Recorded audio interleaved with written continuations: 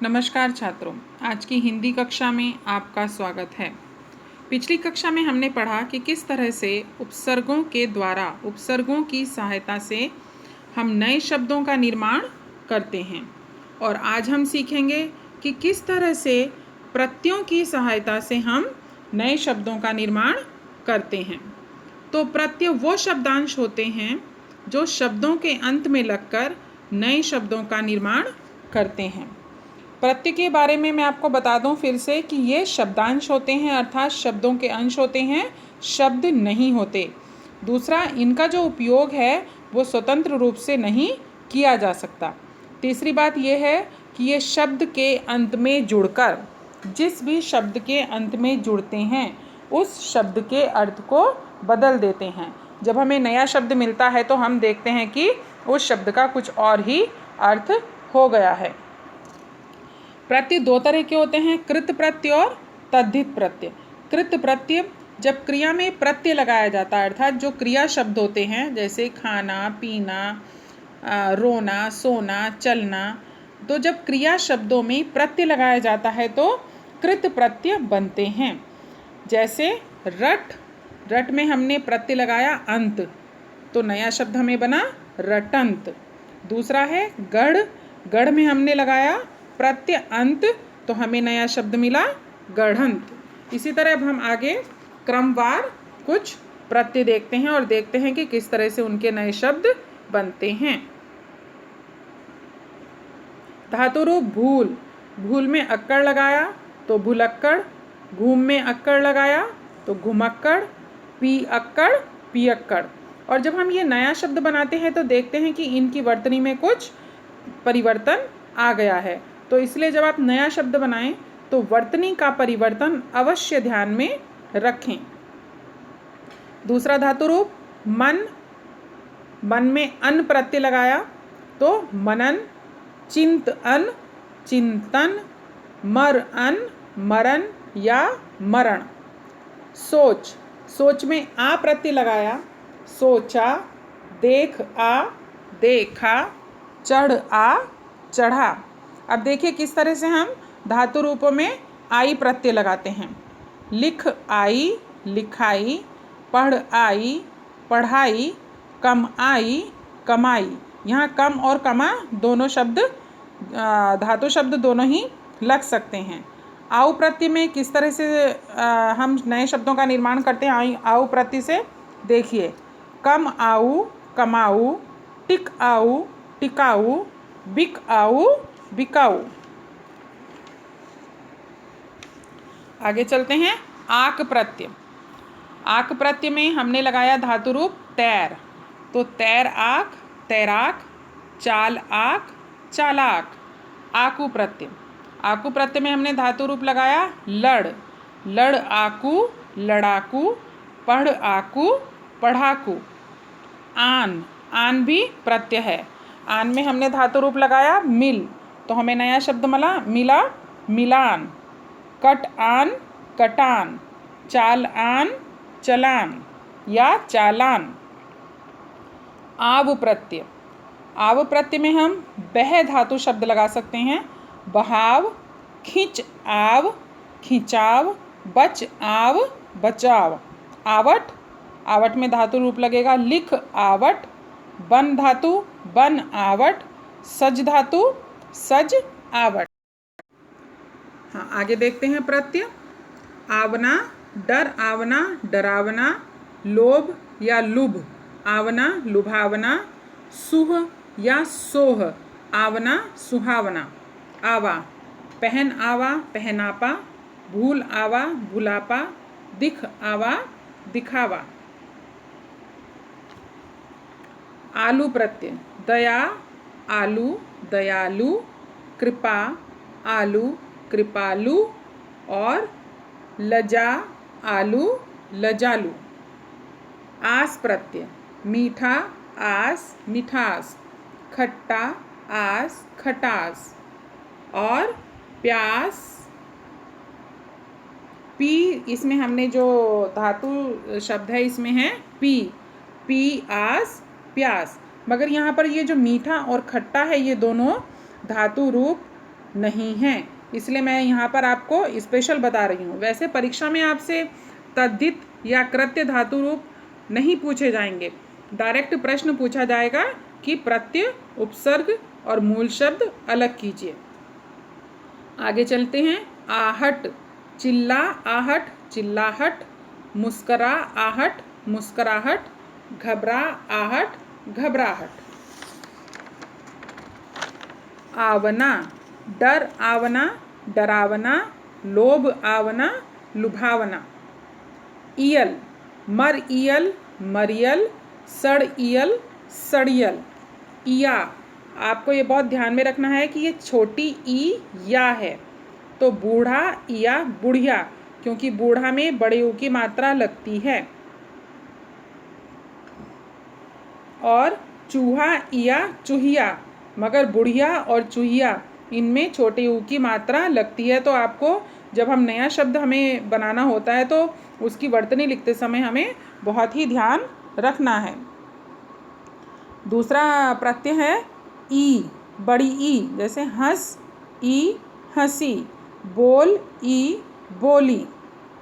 ऊ, बड़ा ऊ, खाऊ, खाऊ, झाड़ू, झाड़ू। ये मैंने 2-2, 3-3 उदाहरण इसलिए दिए हैं क्योंकि ये बहुत ही सरल हैं। आप अपने से भी इनको सोच सकते हैं। एरा, दूसरा प्रत्यय है एरा, मामा एरा, ममेरा, चाचा एरा, चचेरा। अय्या, ये जो मामा और चाचा है ये दोनों धातु शब्द नहीं हैं। अय्या, गा और खे ये दोनों धातु शब्द हैं। इसमें अय्या लगाया तो गा से गवैया, खे से खेवैया। खेवैया वो होता है जो नाव खेता है, अर्थात नाव चलाता है। औती, चुन औती, चुनौती, मन ओती, मनोती। औना, बिछ औना, बिछौना, खिल औना, खिलौना। क प्रत्यय, लिख, क लेखक और लेख क लेखक दोनों हो सकते हैं, मगर यहाँ पर मैंने लिख इसलिए लिखा है क्योंकि लिख धातु शब्द है, क्रिया शब्द है। पाठ क और पाठक यह क्रिया नहीं है। और भी ऐसे शब्द आप बना सकते हैं, जरूरी नहीं है आपको क्रिया में क लगाकर ही शब्द बनाना है। ये एक उदाहरण है कि इस तरह से क्रिया शब्दों में हम प्रत्यय लगाते हैं तो नए शब्द हमें मिलते हैं। कर, लिख कर, जाकर, खाकर। नी, करनी, चलनी, फिरनी, चटनी। दूसरे हैं तद्धित प्रत्यय। संज्ञा, सर्वनाम और विशेषण में जब हम प्रत्यय लगाते हैं और नए शब्द बनते हैं तो वे शब्द हमें तद्धित प्रत्ययों के उपयोग से ही मिलते हैं। मैं आपको फिर बता दूं, परीक्षा में आपको कृत प्रत्यय और तद्धित प्रत्यय नाम से कुछ भी प्रश्न नहीं पूछा जाएगा। आपको सिंपली लिखना होगा प्रत्यय उपसर्ग अलग करो, या जो दिया गया प्रत्यय है उससे शब्द बनाओ, या दिए गए उपसर्ग से शब्द बनाओ। तो आगे चलते हैं। आ प्रत्यय से शब्द। भूख आ भूखा, सूख आ सूखा, घन आ घना, ठंड आ ठंडा, प्यास आ प्यासा। आना प्रत्यय। मेहनत आना मेहनताना, साल आना सालाना, रोज आना रोजाना। आनी प्रत्यय। जेठ आनी जेठानी, पंडित आनी पंडितानी, पंडितानी शब्द भी होता है और पंडिताइन शब्द भी होता है। देवर आनी देवरानी। इक प्रत्यय। नीति, इक, नैतिक। अब आप देखिए, जब हमने नीति में इक लगाया और हमें नया शब्द मिला तो उसकी वर्तनी बिल्कुल परिवर्तित है। इतिहास इक, ऐतिहासिक, धर्म इक, धार्मिक। ईला प्रत्यय, बड़ी ई है वो। जहर ईला, जहरीला, बर्फ ईला, बर्फीला, रस ईला, रसीला।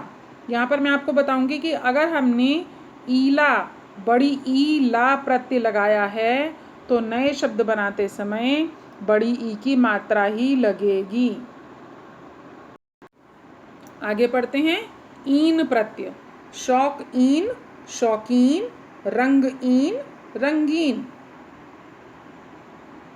ये ईन बड़ी ईन है और नीचे इन अर्थात छोटी ई न। लुहार इन लुहारिन, सुनार इन सुनारिन। ऊपर देखिए शौकीन और रंगीन में बड़ी ई की मात्रा है, लुहारिन और सुनारिन में छोटी ई की मात्रा है। तो अगर आप छोटी इन वाला प्रत्यय लगा रहे हैं तो मात्रा में छोटी ई ही आनी चाहिए जब नया शब्द बनाते हैं। आगे बढ़ते हैं। बूढ़ापा बुढ़ापा। मैंने पहले भी बताया था कि बूढ़ा लिखते समय बड़े ऊ की मात्रा लगती है, मगर बुढ़ापा लिखते समय छोटे ऊ की मात्रा लगती है। मोटापा पूजा पा। अब ये देखिए पूजा और पा मैंने अलग लिखा है क्योंकि जब हम पूजा लिखते हैं तो बड़े ऊ की मात्रा लगती है, मगर जब हम पूजापा लिखते हैं तो छोटे ऊ की मात्रा लगती है। तो आपको प्रत्ययों से जब नए शब्द बनाने हैं तो नए शब्दों की वर्तनी पर खास ध्यान रखना होगा। आगे ये बहुत ही आसान है, सरल हैं। दुकानदार, ईमानदार, लेनदार। यहाँ पर दार प्रत्यय लगा है। पन बच्चा, पन बचपन। हमें लगता है कि बच और पन होगा, पर बच और पन नहीं है क्योंकि बच का जो अर्थ है वो अलग है। यहाँ पर बच्चापन बचपन, लड़कापन लड़कपन, बड़ापन बड़प्पन। कुछ कुछ बच्चे मुझे कभी कभी बताते हैं कि मैम अपन शब्द भी हो सकता है, पर अपन शब्द में प्रत्यय पन नहीं है क्योंकि हमें जो वापस मूल शब्द मिला वो और तो शब्द है ही नहीं, है तो शब्दांश है। आगे बढ़ते हैं। इल जट इल जटिल, धूम इल धूमिल। फिर से देखिए जब हमने धूमिल लिखा है तो वर्तनी में परिवर्तन है। ईय भारतीय भारतीय, शासकीय शासकीय, मानवीय मानवीय, अधतवत्व सतित्व, मनुष्यत्व, अपनत्व। अपनत्व में जो मूल शब्द है वो है अपना। व प्रत्यय शिशु व शैशव। देखिए जब हमें नया शब्द हमने बनाया तो शिशु नहीं लिखा, शैशव लिखा, अर्थात नए शब्द में परिवर्तन है। लघु व लाघव। लाघव को इंग्लिश में शॉर्ट बोलते हैं। वान गुणवान, गाड़ीवान, धैर्यवान। नीय आदरणीय, माननीय, गोपनीय। ता प्रत्यय महानता, एकता, प्रभुता, मगर माता में ता प्रत्यय नहीं है। माता अपने आप में संपूर्ण शब्द है। तर लघुतर, उच्चतर, गुरुतर, सरलतर। तम गुरुतम, उच्चतम, सरलतम। ये तर और तम से हिंदी में विशेषण बनाए जाते हैं। आगे बढ़ते हैं। कुछ शब्द ऐसे होते हैं जिसमें प्रत्यय और उपसर्ग दोनों ही विद्यमान होते हैं, जैसे अधार्मिक। अधार्मिक में उपसर्ग है अ, मूल शब्द धर्म और इक प्रत्यय है। अगर परीक्षा में प्रश्न आता है दिए गए शब्दों में से प्रत्यय और उपसर्ग तथा मूल शब्द अलग कीजिए, तो आपको इसी तरह उपसर्ग, मूल शब्द और प्रत्यय जिस तरह मैंने टेबल बनाई है उसी तरह आपको भी एक तालिका टेबल बनानी पड़ेगी और इस तरह से लिखना पड़ेगा। अगर ये नहीं पूछा है कि मूल शब्द, सपोज पूछा है कि प्रत्यय और उपसर्ग लिखिए, तो भी मूल शब्द लिखना होता है क्योंकि उस प्रश्न में छिपा है कि मूल शब्द क्या है। मूल शब्द आपको हर हालत में लिखना है, चाहे पूछा हो या ना पूछा गया हो। दूसरा शब्द अनुदारता। अन उदारता। अपमानित, अपमानित। अप्रत्याशित। यहाँ पर दो उपसर्ग हैं, अ और प्रति। मूल शब्द है आशा और प्रत्यय है इत। अभिमानी, अभिमान, अभिमान ई। अलौकिकता। उपसर्ग अ, मूल शब्द लोक और दो प्रत्यय हैं इक और ता। उपकारक, उप उपसर्ग, कार मूल शब्द और क प्रत्यय।